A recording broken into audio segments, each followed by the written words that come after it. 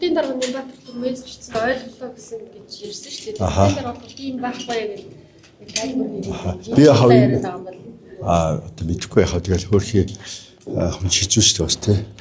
Өөрийнхөө зөв гэдгийг батлахын тулд нөгөө байгаа юмыг үүсгэж батлах гэж оролддог шүү. Тэгэхээр би заавал их тэгж үнэн ярьсан гэдэгтээ нэг айхтар анхаарал тавьж акцент өгж ярмааргүй байна. Ерөнхийдөө энэ өргөө бодолтой холбоотой асуудал бол би 1001 дахь удаага тайлбарлахад 2008 онд энэ асуудал шүүхээр ороод тэгээд дээд шүүхийн шугамараа бол энэ хууль зөрчөөгүй байна гэж тогтоогдсон юм байна лээ.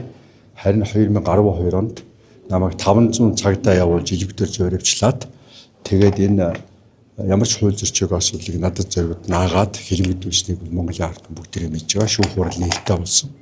Тээнтэй холбоогүй байна гэдэг бол ард түмэн мэдж байгаа.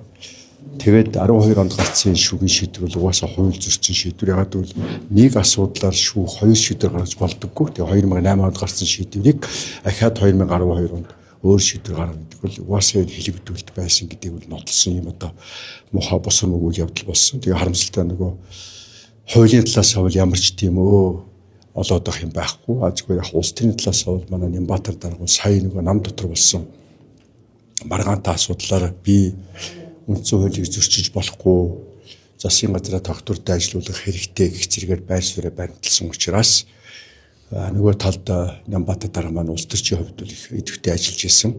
Тэгэхээр бол тодорхой хэмжээний улс төрийн нөлөөлөл, улс төрийн одоо хор шар, улс төрийн өрсөлдөө маань харамсалтай нь элбэгтэр живээс эхлээд нэг хууль шүүхийн байгууллагыг татаж оруулдаг тийм одоо эрүүл бас байдлаар орчоод байгаа. Тэгээ манай залуучууд харин харамсалтай энэ элбэгтэр жив өвлдөөс муухай өвийг цэвэрлэж хаяхын оронд яг тэр замаар яваад байгаад л би харамсаж байгаа. Тийм учраас бол энэ үнэн тогтоогдно. Энэ бол яг өнөөдөр шуугж байгаа юм асуудал та нар ч гэсэн нэг зориуд үдэж ингээл дахин асуугаад байгаа. Энэ бол нэх Монголд хэрэгтэй сонирхолтой.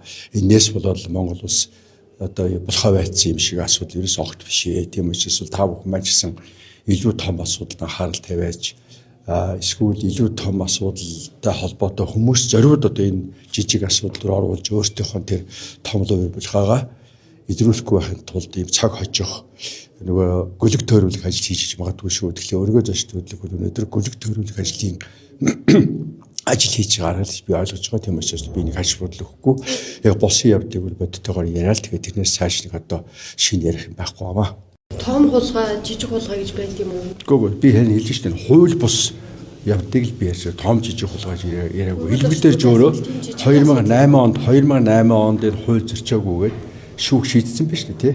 Тэрийг 2012 онд Миний дэ айгүй төрөөгүй байсан байж магадгүй 2012 онд Монгол улсад элбэгдэж гэж нэг юм үл бүтэх ерөнхий хийж байсан. Тэр хүн өрсөлдөгчдөө хууль шүүхийн байгууллагыг ашиглаж агнадаг байсан. Тэгэхээр миний дэ төрөөгүй учраас мэдэхгүй байна. Тэгээ 2012 онд тийм муха юм хийсэн байхгүй юу? Тэгэхээр хуулиараа бол 2008 онд бол төрүүлж гарсан шийдвэр нь бол зөв байдаг. Дараачийн шийдвэр нь ягаад буруу гэхээр бол нэг асуудал шүүх хоёр өөр шийдвэр гаргаж болдог гэсэн юм зарчим үйлчилдэг. Хуулинд бас тийм заалт байдаг. Тэгэхээр элбэгдэрчийн үед гарсан шүүхийнх нь шийдвэр нь ийм одоо ловер болохын шийдвэр болсон. Тэгэхээр би элбэгдэрчийн үед гарсан шүүхийн шийдвэр буруу гэж л хэлж байгаа. Түүнчлэр том багын асуудал ерөөс яриаггүй.